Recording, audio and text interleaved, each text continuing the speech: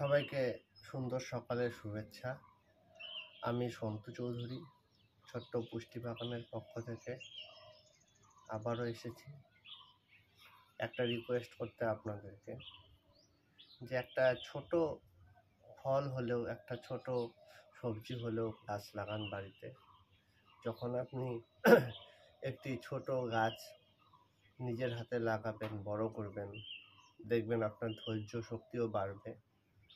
তারপর যখন নিজের হাতে জৈবভাবে, অবশ্যই জৈবভাবে করবেন, গাছের গোড়ায় বা গাছে রাসায়নিক কখনোই স্প্রে করবেন না। এতে সবার আগে ক্ষতিগ্রস্ত হবেন আপনি, কারণ রাসায়নিক এর সংস্পর্শে আসলে শরীরে অনেক রকম অসুখের দেখা দিতে পারে।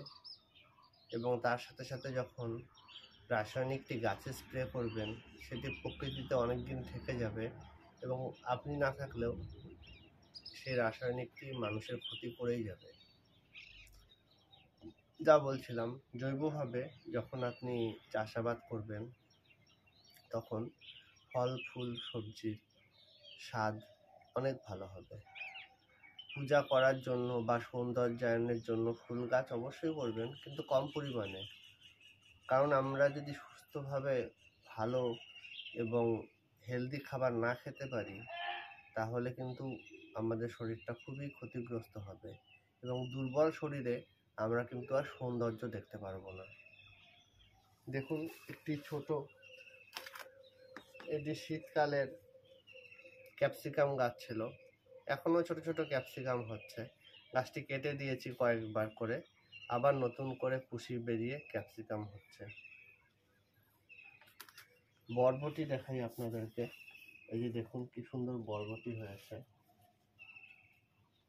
এই বরবটিগুলো স্বাদ বাজারের থেকে কয়েক গুণ বেশি, স্বাস্থ্যও যত সুন্দর এবং মোটাও ভালো, এবং ভেতরে মাংস আছে প্রচণ্ড।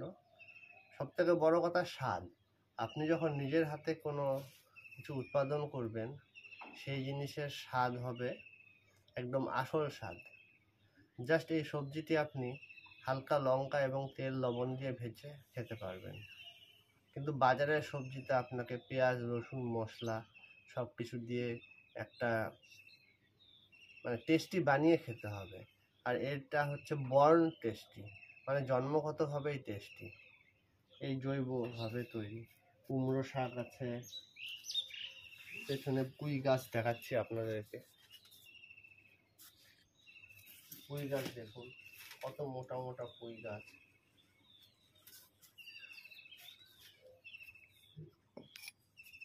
তারপরে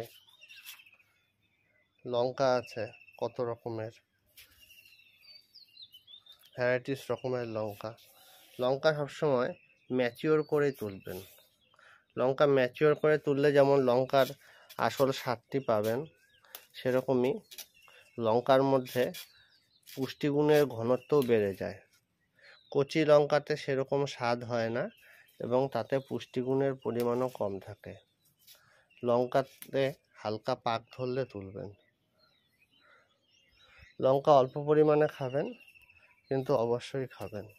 চলুন আরও কিছু বরবটি তোলা যাক। এই দেখুন কি সুন্দর বরবটি হয়েছে।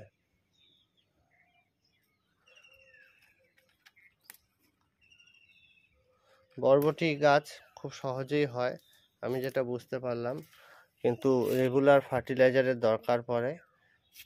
আমার তরল সার আছে, তরল সার দিয়ে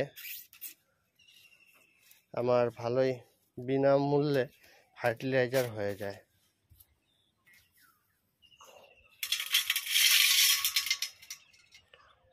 এটি একটি লাল পেয়ারার গাছ, আর এটি কি পেয়ারা জানি না, বলেছে তো ভালো পেয়ারা, ভালো জাত হবে। ফুল চলে এসছে, মোটামুটি 6 মাস হয়ে গেছে গাছটি লাগানো।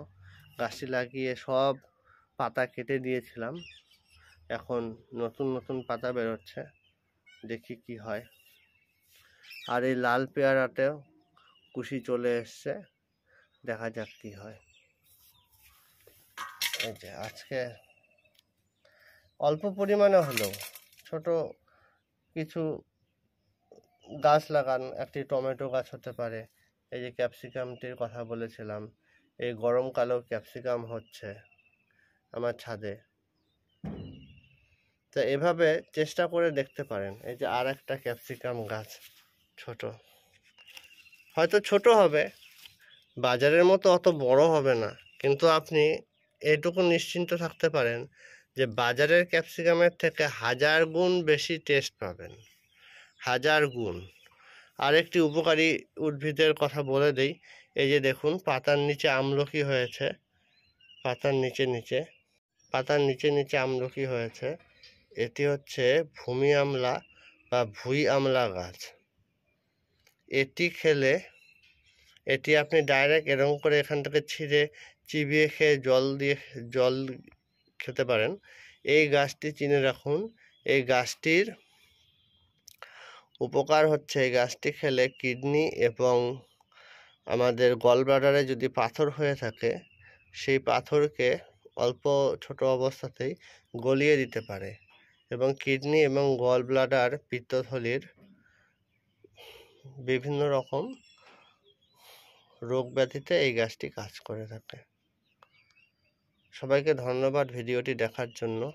যদি ভালো লেগে থাকে তাহলে অবশ্যই শেয়ার এবং সাবস্ক্রাইব করে দেবেন এবং বন্ধুদেরকে একটু শেয়ার করে দিয়ে বলবেন তারা যেন অবশ্যই জৈবিক পদ্ধতিতে তাদের জীবন কাটায় এবং অল্প পরিমাণে হলেও যেন নিজেরা বাড়িতে কোনো ফল ফুল সবজির আবাদ করে। সবাইকে ধন্যবাদ। আপনাদের দিনটি শুভ হোক।